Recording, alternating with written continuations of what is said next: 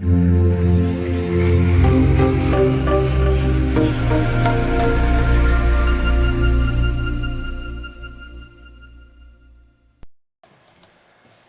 you guys, and welcome to part 2 of my vid tutorial here. Alright, today I'm going to get off on the basics of alternative transportation. Now, one very important tool is called the route query. It's very new to this game, and what it does is it shows you how many cars, trucks, buses, pedestrians, whatever travels over your transportation network. Yeah, so it's a very useful tool determining how well your routes are being used. So the first problem we're going to fix here is the streets here. They're just too small. Streets don't support very much traffic, so in this case we're going to be upgrading them to roads. Simply take your road tool, click and drag right over the street, and it'll replace it with asphalt. Now, you can do this and it'll alleviate traffic problems, but we're also going to be adding in some additional transportation. Yeah, there's all kinds of ways to do this. You could do subways, you could do buses, you could do rail, all different kinds of ways. But for today, we're going to do monorail and subway. So first, as we finish up our roads here, we're going to go back and check on our map, and we're going to see that the traffic has been alleviated. See everything's green. So once everything's green, you know that your roads are good. Now, we've got kind of a bottleneck here, and it's the reason why I kind of did this was to show what you would do in a bottleneck situation. So first go to your transportation little icon there, select miscellaneous transportation, and scroll down to the monorail station, or in this case the elevator rail station. Go ahead and place your station down wherever you feel fit. We're going to place 2 stations on this side because we'll probably have some commuting between those 2 stations, and it just alleviates traffic. And we're going to put 1 station over here. Now go back and, oh yeah, we're going to put 1 station over there, of course.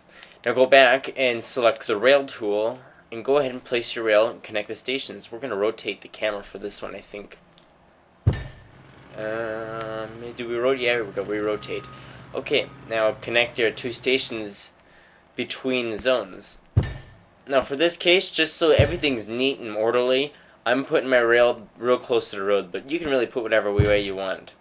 I'm just putting it there so it's just kind of, you can see that instead of driving, the passengers are actually going to be taking the rail to work. So for this next station, we're going to have to reroute a power line. So we're going to go ahead and do that. We're going to reroute the power line here. And for some reason, we actually lose the connection, although that's what we tried to fix here. So just connect it back. So that way the city to the north doesn't lose power. And we're going to go ahead and make this rail. Now for this one is going to be unique. We're actually going to use a little thing called the subway to elevated rail transition.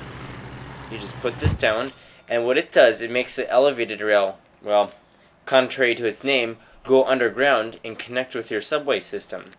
Now I don't have a subway system in place, so we're going to go ahead and start one here. So first we're going to lay the first rail. Now, mind you, we're underground, so nothing else is really shown. Go back above ground. Now we're going to place our stations. So what you do, you go to your rails again, rail stations, you select your subway station, and then you just go ahead and place your stations really wherever you like. Can't go wrong with that. Just place them wherever you like. Make sure that they're, adequately spaced out. We put a station in the commercial, so that way, we'll have good amount of traffic. I like to keep things at least a couple tiles, about 30 tiles from each other, just so that they're spaced out, each station. So continue and just, draw your lines, make your rail connections, and, go however you like. Sometimes I like to do diagonals, sometimes I like to do just patterns. Or you could just do them straight and square like this. Whatever floats your boat, really. Okay, moving on now. Now I think we go above ground here. And now we hit play. And we'll show you how the traffic has really been altered. So yeah, we have our elevated rail here. And as you can see, it's already been used pretty well. I mean, it's trafficked. The yellow line represents the trains, and pink line represents the pedestrians. I guess that's why they put it P for pink. Don't ask me why. Car traffic there has been reduced, and as you can see, our subway has already been used. And well, I'll show you here. If I click on one of these stations, it's been extensively used already. Go back underground, and as you can see, a lot of people are going places. Again, pink lines are the pedestrians. They're just, walking around the street, and they're just hopping aboard the trains, which is a good thing because it takes traffic off your roads. And when you don't have to upgrade your roads, that saves you the space of building a huge avenue where you don't want one. So yeah, that's it. Reducing traffic. Not much more you can say about it, but just, experiment. That's what the game is all about, building huge networks. Now for this part, we're actually going to take some freight trucks off the road. We're actually going to build what's called a freight train station. Just put your station down in a central location. It's got to be central for it to be ideal, because otherwise trucks, they all want to drive one place. And draw your rail and make a neighbor connection. You're going to lose a couple buildings in the process, but it's worth it in the end.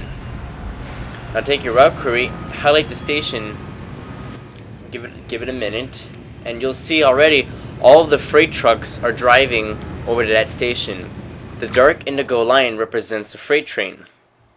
If you had a passenger train, I believe it'd be orange. So you can see that the freight train station really helps in relieving all the freight trucks on your road, which is a good thing, because that just means there's only cars on your road. And if you got bus stops, there's only cars and buses on your road. And, when you're building a large city, it's very important to remember these little things, because it can save you a whole bunch of traffic. And most of the cars are taking the road, so that's a good thing.